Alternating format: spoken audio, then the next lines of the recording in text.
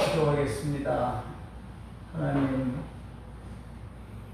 악하고 위험한 일이 많은 이 세상을 살아가는 우리 모두를 주의 변함없는 사랑과 그 은혜로 돌보아 주셔서 이 순간까지 우리의 생명이 보존되고 또 주께서 주신 믿음을 저희들이 간직할 수 있도록 축복하심을 감사합니다.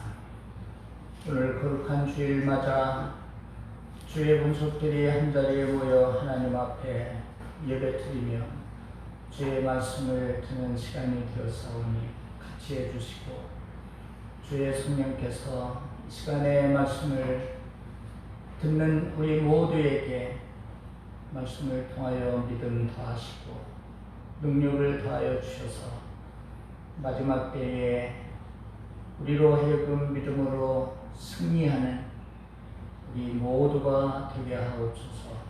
예수님 이름으로 기도드리옵나이다. 아멘.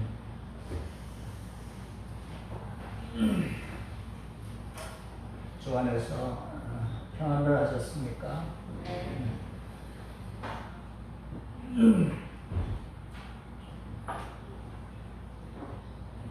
오늘 설교 부탁을 받고 그러면 어떤 말씀을 가지고 우리 사랑하는 옥천중앙교회의 믿음의 식구들에게 전할까 생각하는 가운데 오늘 야고보서 5장에 공독한 그 말씀을 가지고 우리가 함께 진리를 배우고 주시는 은혜를 나누어야 되겠다 하는 마음이 들어서 오늘 이 말씀을 전하게 되었습니다. 야고보서는 예수님의 육신의 형제의 야고보입니다. 야고보 사도도 있지만은 이 야고보는 사도는 아니지만 그리고 예수님 부활하시기 전까지도 그는 예수님의 육신의 형제였으면서도 주님을 믿지 아니했던 사람입니다. 그러나 고린도전서 15장에 부활하신 주님을 사도 바울이 증거하면서 예수님 부활하셔서 야고보에게 보이시고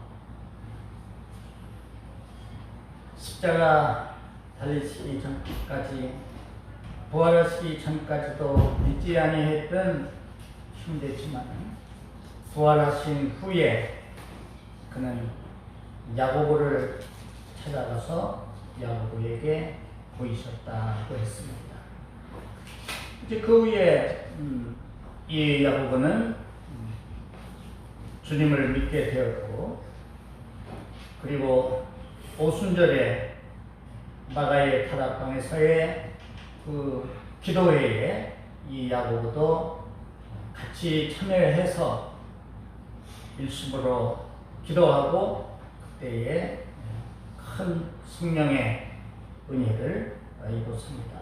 그리고 그 후에 야고보는 예루살렘 전도회의의 의장이 되어서 사도들이 선교 여행을 하고 오면 이 의장이 야고보에게 보고를 하는 아주 중요한 그런 위치에 이 야고보가 있었습니다.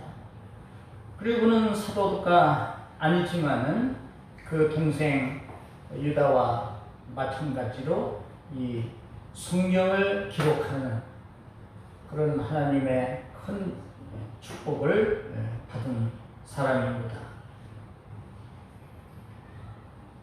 한때 종교개혁자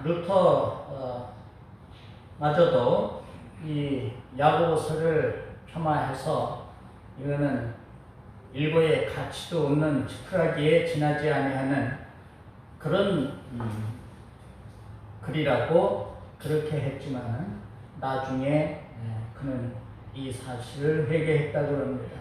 내가 깨닫지 못해서 그런 것이고 참으로 야고보 서야말로 하나님의 절대의 진리의 말씀이었다고 그렇게 고백을 했다고 합니다.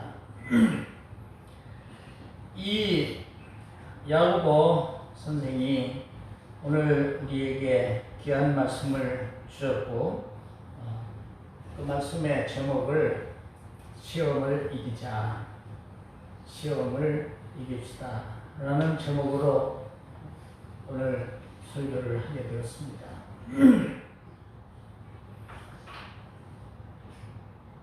산상수훈에서 예수님께서도 너희는 이렇게 기도해라. 제자들이 기도를 가르쳐 달라고 했을 때에 너희는 이렇게 기도하거라 하시면서 가르쳐 주신 기도가 우리가 예배 때에 늘 같이 드리는 주기도문입니다. 우리는 주기도문 내용에 우리로 하여금 우리로 시험에 들지 말게 하옵시며 하는 그 내용이 주기도문에 있음을 우리가 알고 있습니다. 그 주님이 너희는 기도할 때에 시험에 들지 않기를 기도해라 이런 그 말씀을 하셨거든요. 그러니까 우리의 일상 기도에서도 하나님 앞에 기도해야 될 기도의 제목들이 각 사람마다 다를 것이고 얼마나 많이 있겠습니까? 이런 기도도 드려야 되고 저런 기도도 드려야 되는데 우리가 하나님 앞에 무엇을 달라고만 하는 그런 기도뿐만 아니라 주님이 가르치셨지. 너희는 시험에 들지 않도록 기도하라고 우리에게 가르쳐 주셨지. 그 주님의 가르침을 생각하면서 우리는 기도 때에 저로 하여금 시험에 빠지지 않도록 시험을 당해도 그 시험에 패하지 아니하고 그 시험을 이겨서 승리할 수 있도록 해 주옵소서 라는 시험에 들지 않기를 기도하는 이것도 우리의 일상 생활 속에서 기도하는 우리 성도들이 마음에 늘 간직해야 될 그런 말씀입니다. 나는 그렇게 시험에 들지 않아.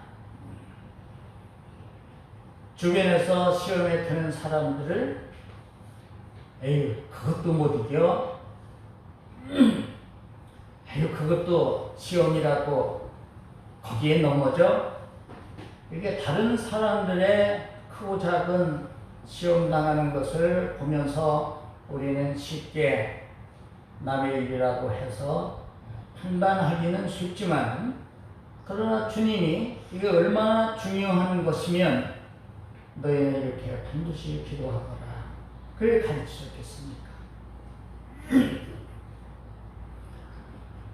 그리고 시험은 그 주기도문을 통하여 우리에게 가르쳐 주신 그 말씀대로 아예 신앙생활을 잘하면 하나님 앞에 은혜를 많이 받아서 아예 다른 사람들이 겪는 그런 크고 작은 시험을 아예 당하지 않도록 그렇게 하나님은 하실 수가 없을까? 또 그렇게 기도를 해서 그런 축복을 입으면 이 시험과는 상관없이 내가 신앙생활을 할 수 있지 않을까, 이런 생각도 할 수가 있겠습니다만은, 이거는 우리 기독교 신앙의 성경이 가르치신 그 교훈과는 맞지 않는 짧은 생각에서 오는 그런 생각들입니다. 시험이 없을 수가 없고 없는 사람이 없습니다. 우리 찬송가에도 죄짓 맡은 우리 구주, 그 찬송 2절인가요? 거기에 보면 시험 걱정 모든 괴로움 없는 사람 누군가, 부질없이 낙심 말고 주께 아뢰 기도하세요 하는 우리의 찬송가가 있습니다. 그렇습니다. 우리는 이 세상에 태어난 순간부터 우리에게 정해진 그 한 일생을 살아가는 동안에 우리는 무수한 예기치 아니했던 크고 작은 그 시험에 봉착하게 됩니다. 시험 없는 사람은 없습니다. 어떤 사람 우리가 볼 때에 저분은 무슨 복을 타고나서 저렇게 아주 아무 근심 걱정도 없이 세상을 저렇게 축복스럽게 살고 있나, 그렇게 보이는 사람도 있을 수 있지만은, 그러나 그건 우리가 그의 전 생활을 보지 못할 때의 이야기고, 가서 하나님이 그의 삶을 조금만 들여다보면 내가 갖고 있는 근심 걱정거리는 그에게 없지만, 그러나 또 다른 그만이 갖고 있는 다른 근심과 걱정이 있는 것을 우리가 보게 됩니다. 어떤 형태의 근심이든지 걱정이든지 이것이 전혀 없는 사람은 하나도 없습니다. 신자들이 생각할 때에 주의 종들은 믿음이 좋으니까 뭐 염려도 근심도 없을 것이라고 그렇게 생각하기 쉽지만은, 마찬가지로 나도 육신을 가진 사람이기 때문에, 그때 언제 엘리야의 신앙에 대해서 말씀드린 중 그런 큰 능력의 소유자인 엘리야도 신이 아니라 한낱 우리와 같은 성정을 가진 인간이기 때문에 때로는 너무 고통스러울 때에 하나님 앞에 죽기를 기도했던 그런 경우도 엘리야에게 있었던 것처럼 누구에게든지 그런 일은 있다 하는 것입니다. 문제는 이런 시험을 당하게 되었을 때에 어떤 사람은 그 시험으로 인해서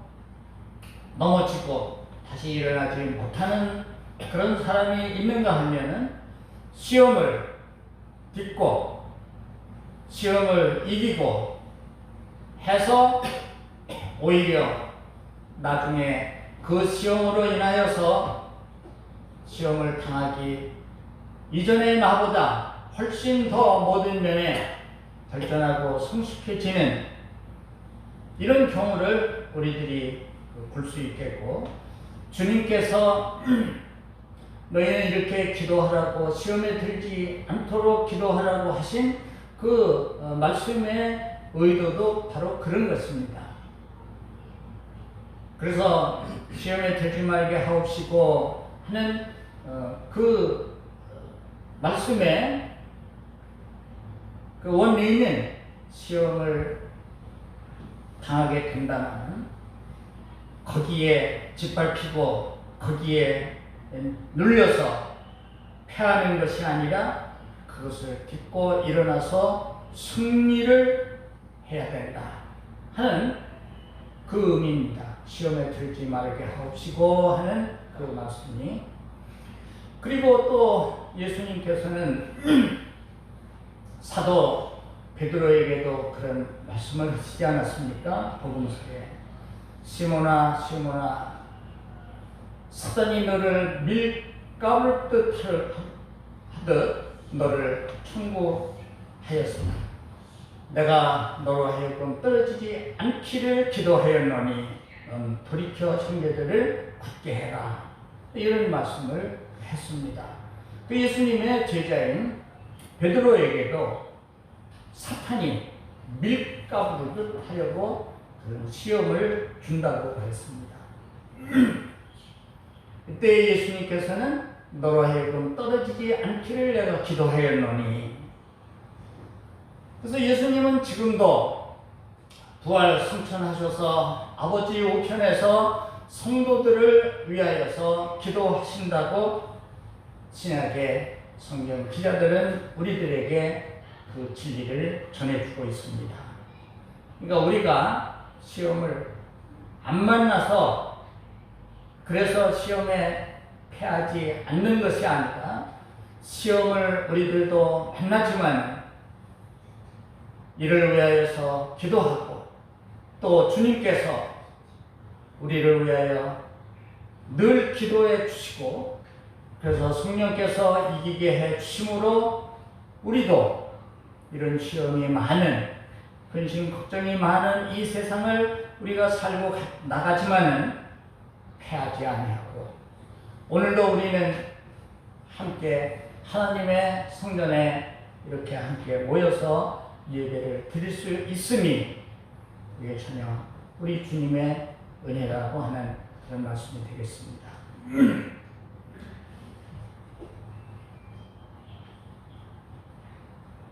이제 우리가 오늘도 전부 마스크를 전부 쓰셨는데 이거 정말 상상도 못했던 그런 환경이 우리 앞에 다가왔고 코로나라고 하는 이것이 전 세계에 살고 있는 모든 그 사람들에게 크고 작은 시험거리로 있는 것이 사실입니다.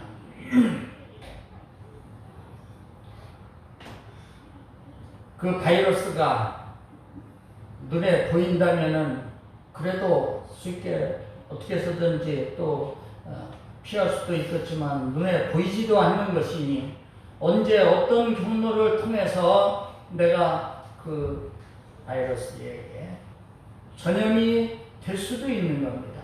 내가 가만히 그냥 묵인실에 그냥 24시간 그냥 거기서 밥 먹고 거기서 있을 수도 없는 일이고 우리가 활동을 하는 데 있어서는 어떤 경로를 통해서 우리가 전염이 될 수도 있는데 이렇게 우리가 그런 가운데서도 이 병에 걸리지 않았으면 내가 의로서가 아니라 내 능력이 아니라 바로 시험에 들지 않도록 우리를 위하여 기도해 주시고 범사에 성령으로 함께해 주시는 하나님의 은혜가 우리로 하여금 병에 걸리지 않게 하셨다는 사실도 오늘 이 말씀을 들으면서 우리는 새겨야 할 것이고 하나님 앞에 감사해야 할 것입니다. 지존자의 영이라는 곳에 거하는 자는 전능하신 자의 그늘 아래 거하리로다. 내가 여호와를 가리켜 말하기를 저는 나의 피난처요 나의 요새요 나의 의뢰하는 하나님이라 하리니 이는 저가 너를 새 사냥꾼의 올무에서와 극한 연병에서 건지실 것이미로다.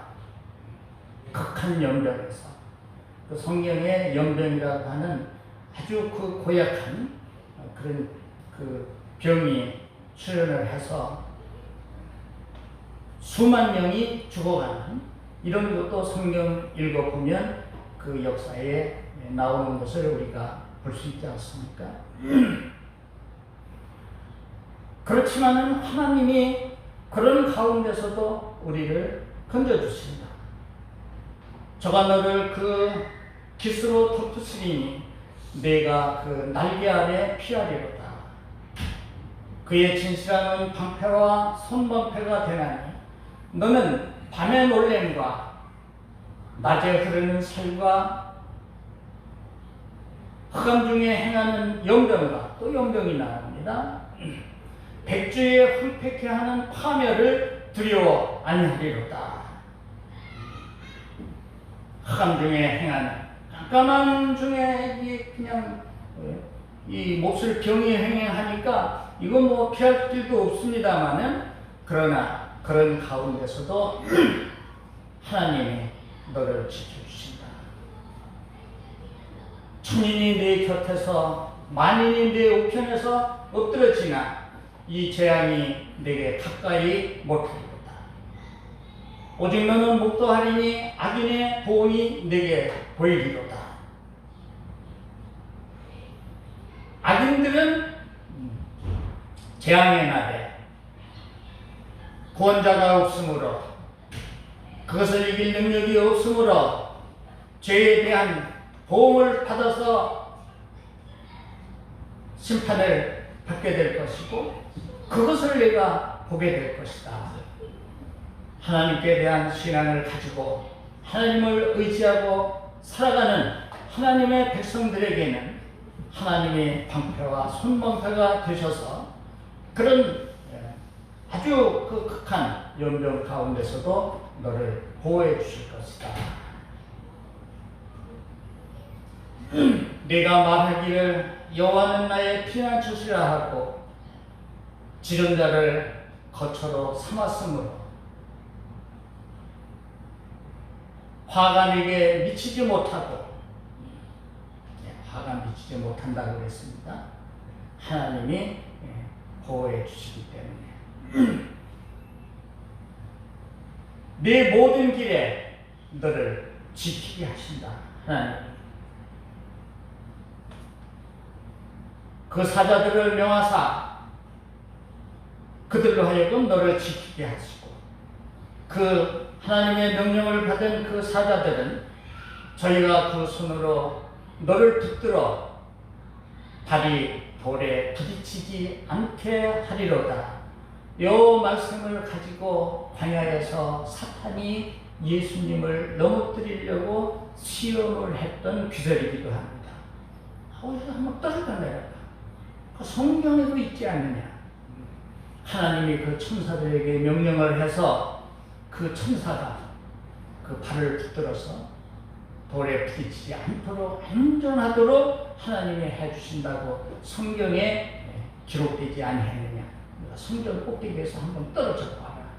이렇게 간교하게 예수님을 시험했지만은 예수님은 하나님을 시험치 말라는 단호한 하나님의 말씀으로 두 번째의 그 시험으로 갔더니 물리치셨습니다. 그러면서 하나님은 말씀하십니다. 하나님이 가라사대 저가 나를 사랑한즉 내가 저를 건지리라. 저가 내 이름을 안즉 내가 저를 높이리라. 저가 내게 간구하리니 내가 응답하리라. 저희 환난 때에 내가 저와 함께하여 저를 건지고 영화롭게 하리로다. 내가 장수함으로 저를 복되게 하고 내 구원으로 저에게 보이리라 하시도다. 이 이제 시편 91편 1절부터 16절의 시편 91편 전 내용인데요. 저는 개인적으로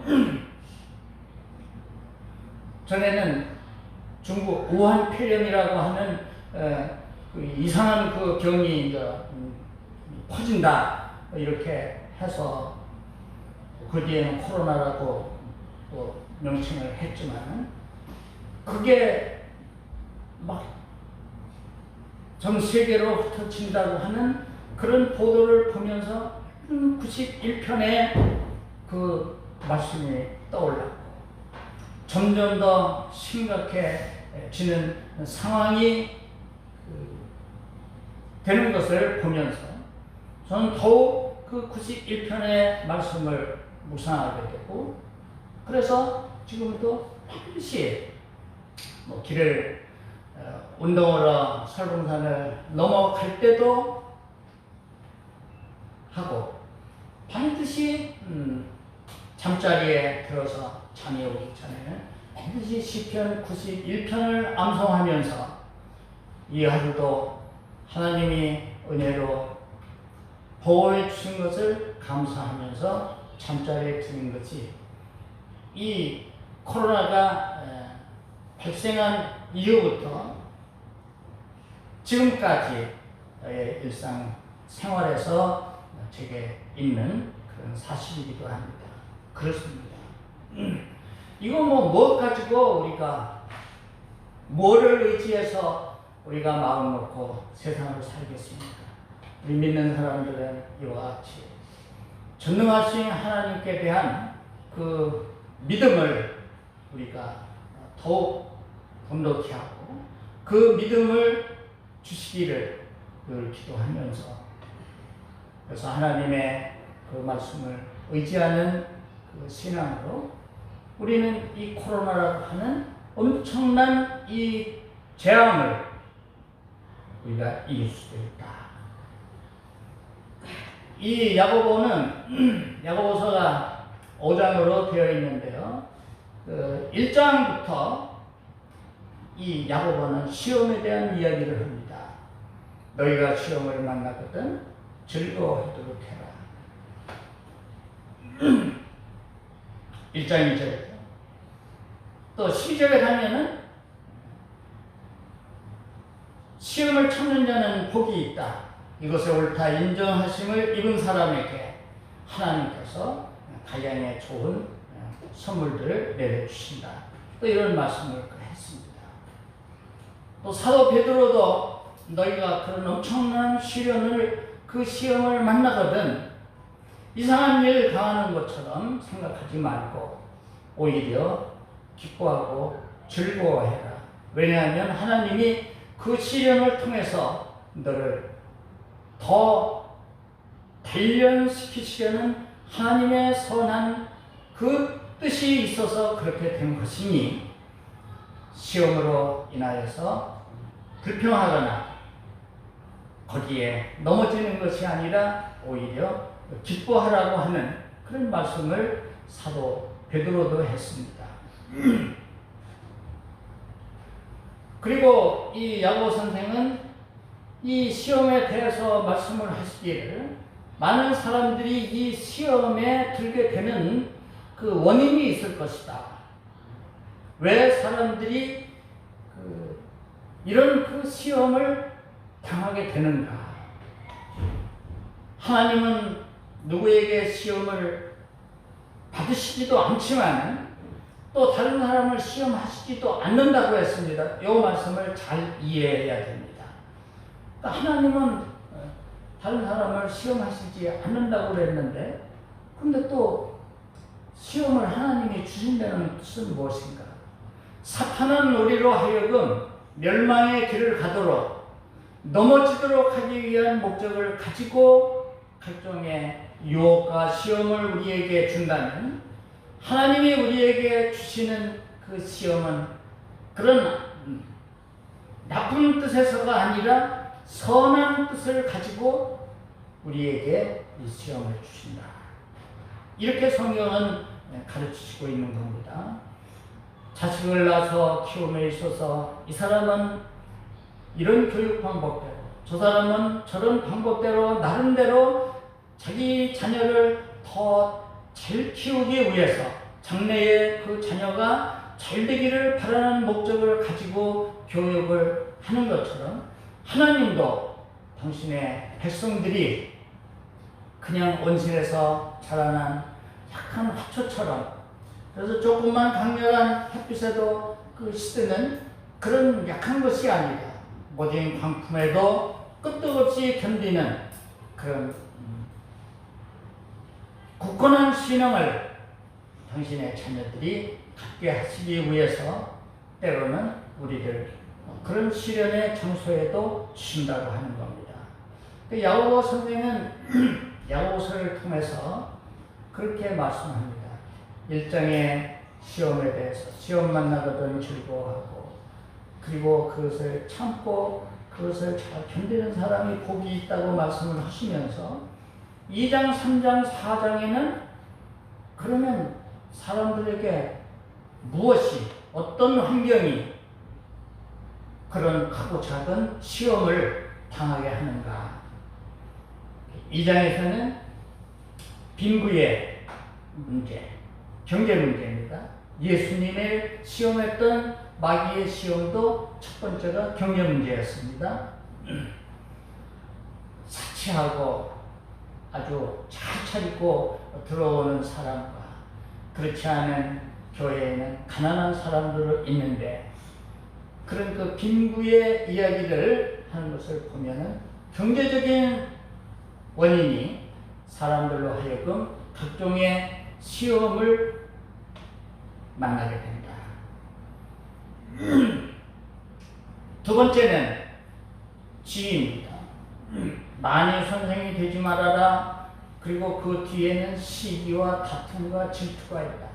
이 세상은 경쟁 사회라고 해서 그저 다른 사람보다 내가 더 높아져야 되는데 그럼 정당한 방법으로 높아지면 누가 모르겠습니까만은 자기가 높아지기 위해서는 높아져 있는 사람을 끄잡아내고 또 나보다 더 앞서려고 하는 사람들을 시기하고 질투하고 모함하는 이런 일들이 우리가 살고 있는 이 사회에 우리나라뿐만 아니라 온 지구상에 모든 사람들이 사는 곳에서 우리가 흔히 볼 수 있는 일이고 이것은 종교계에서도 예외는 아닌 것입니다. 높아지려고 한다면 정당한 방법으로 열심히 자기 실력으로 높아지려고 해야 될 것이고 예수님의 그 깊은 진리는 높아지고자 하는지는 자는 자는 낮아져야 될 것이다. 섬김을 받는 것이 아니라 섬기려 하는 자가 되어야 될 것이고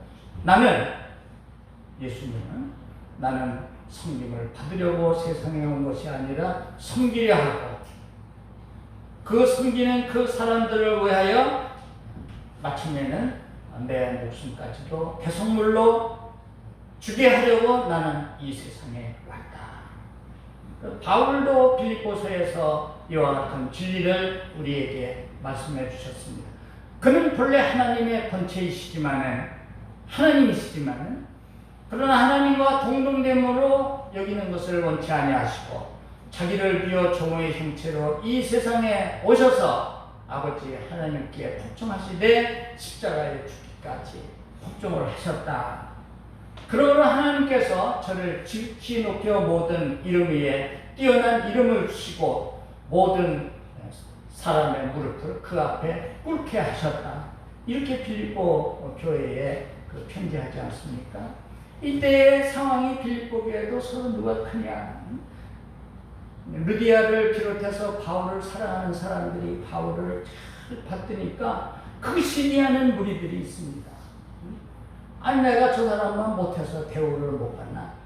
우리도 어떻게 해서든지 저들보다 더 큰 대우를 좀 받아보자. 이렇게 갖고 좋았다고 하는 빌립보 교회에도 두 패가 되어가지고 바울을 지지하고 잘 받드는 사람들이 있는가 하면 시기, 질투를 했던 그런 사람들도 있었음을 우리가 빌립보서에서 볼 수가 있습니다. 그 다음에 4장에 가면은 악한 정욕이 인간으로 하여금 그런 시험을 당하게 된다. 그러니까 어찌 보면 하나님이 시험을 주시는 것이 아니라 인간 스스로가 시험을 당할 수밖에 없는 그런 환경을 만들고 거기에 스스로 빠져들어갑니다. 그러나 하나님이 우리의 이러한 어리석음을 긍휼히 여기시고 큰 시험에 빠져서 아주 패하지 않도록 붙들어 주시니 은혜 위에 은혜라는 그런 표현이 적절할 것 같습니다.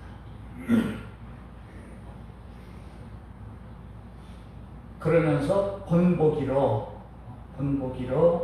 이 시험에 관한 이런 말씀을 야고보가 하면서 욥을 본보기로 들어서 5장에 결론적으로 말씀을 주시는 겁니다.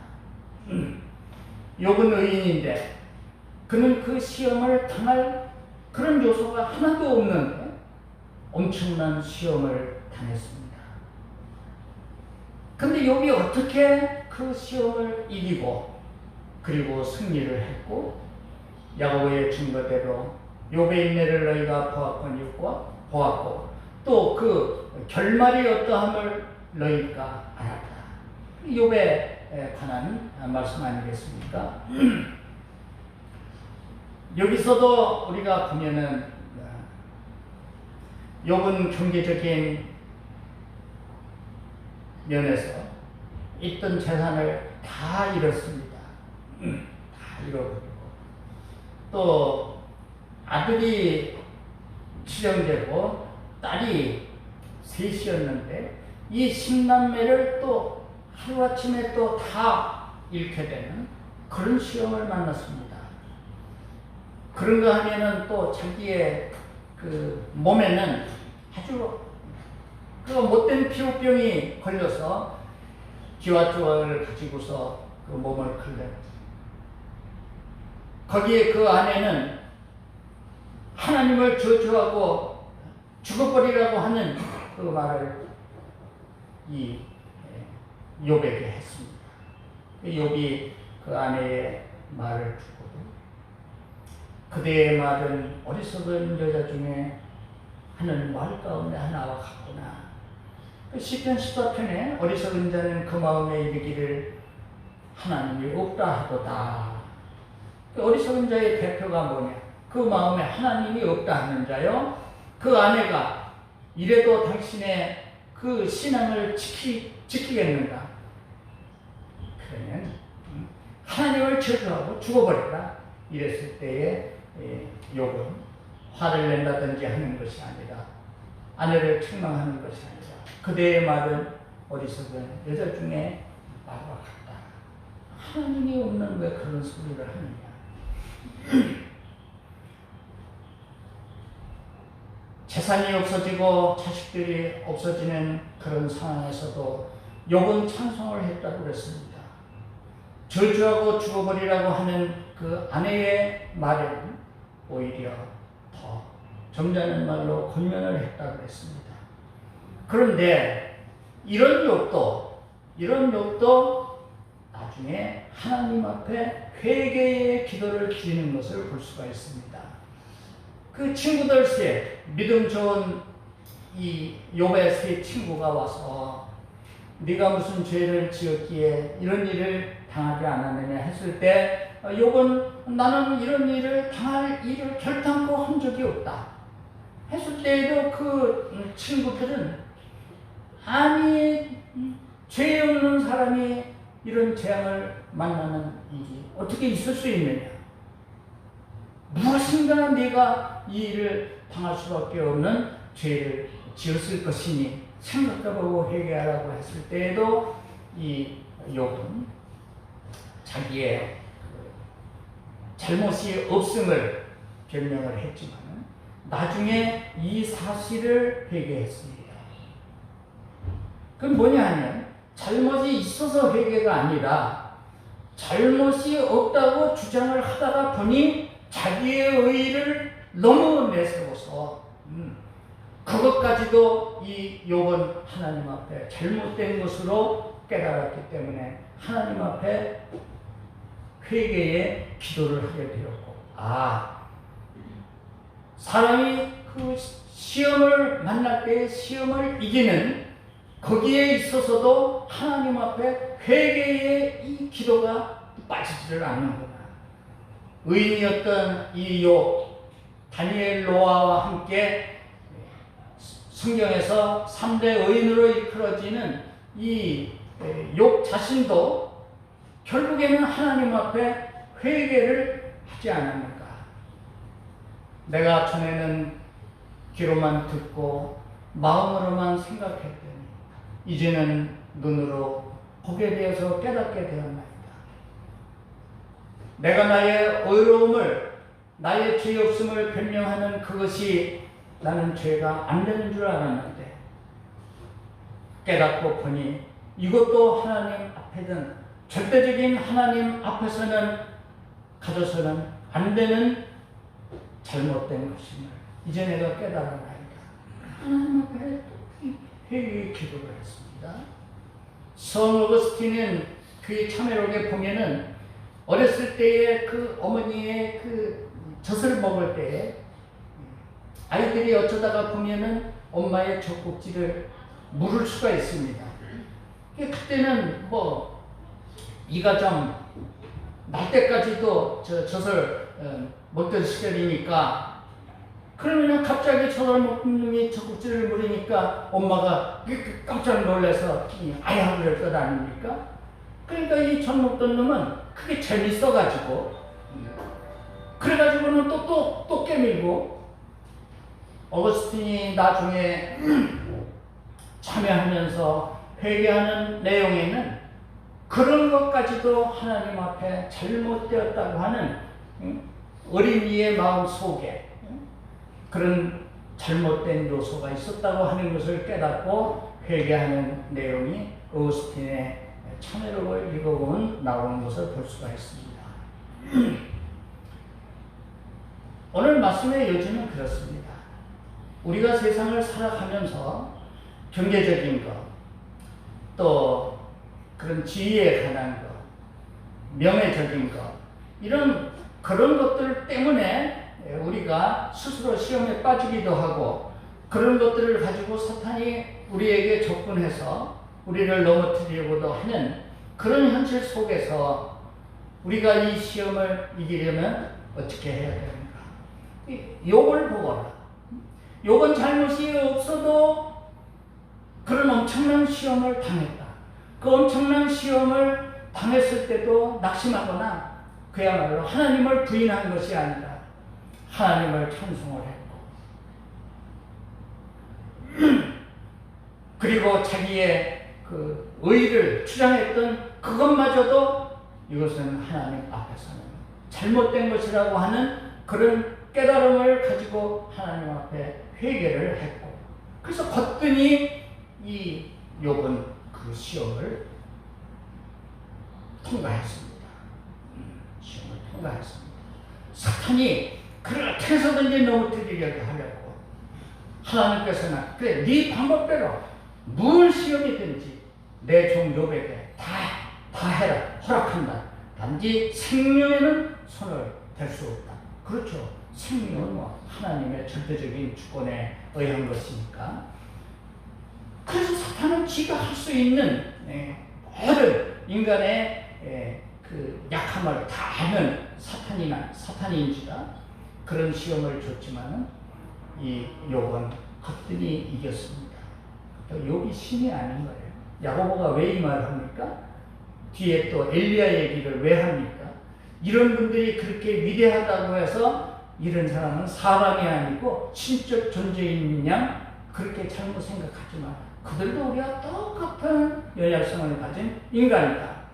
그러나 어떻게 진리를 깨닫고 어떤 신앙을 가지고 사느냐에 따라서 욥처럼 이길 수도 있고 엘리야처럼 그런 능력의 사람도 될 수 있는 것이다 라는 의도를 가지고 지금 이 말씀을 우리에게 주시는 겁니다. 우리 사랑하는 옥천교회의 우리 믿음의 식구들은 여러분들이 이 세상 살아갈 때 무슨 시험 만나는지 모릅니다. 어떤 것을 만나는지 모릅니다. 왜 이 시험이 왜 내게만 이런 것이 오는가? 다른 사람 없는 그런 어려움이 내게. 그런 소리 하시지 말고. 욥이 그런 말 하려면 욥은 얼마나 억울한 사람이겠습니까? 그러나 욥은 그런 소리 한 적이 없습니다. 그냥 자녀들 잃고 재물 다 잃어도 하나님을 찬송할 뿐이라고 고백을 했고, 자기의 의를 내세운 것조차도 잘못된 것으로 깨달아 하나님 앞에 회개를 한 것처럼 마침내 결말을 우리가 보지 않습니까? 욥기에서 재산의 딱 2배가 올랐습니다. 소 500마리 1000마리, 암연소 500마리 1000마리, 양이 7,000이 없었는데 다 없어졌는데 12,000마리, 약대가 3,000마리 가지고 있었는데 다 없어졌었는데 6,000마리로 꼭 배로 올라온 것을 보고 있습니다. 그리고 또 7남매와 3딸을 주셨고, 욥의 딸들은 천국에서 아주 아름답기가 뛰어났다. 오늘날로 치면은 미스코리아에 나가서 진선미를 그냥 이 3자매가 다 휩쓸었다는 그 말도 됩니다. 그대로 다 회복을 했습니다. 또 어떤 사람, 아니 재산은 다 배로 줬는데 그러면은 자식들도 아들도 14명을 줘야 되지 않나요? 그렇지 않습니다.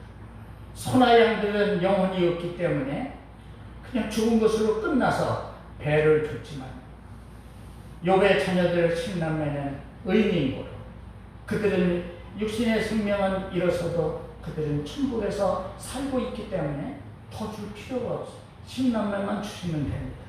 그리고 욥이 140세를 살고 기운이 지나여 죽었더라.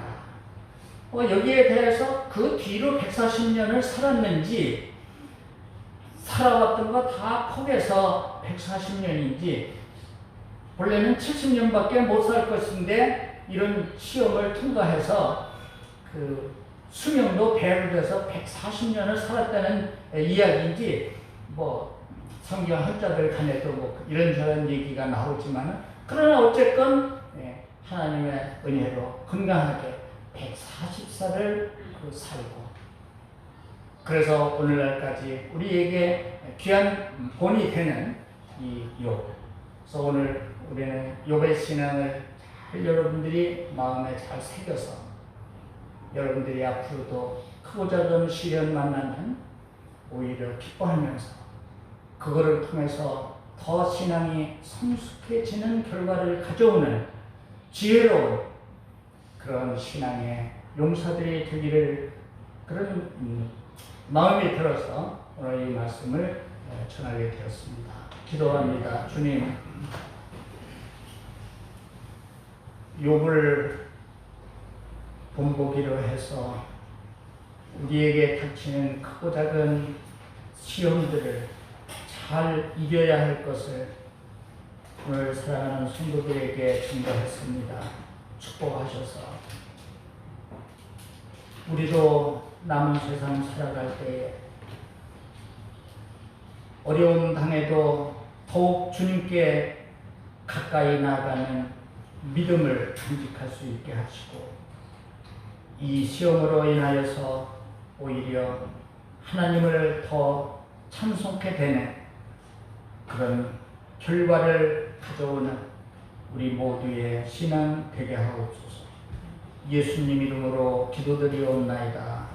아멘.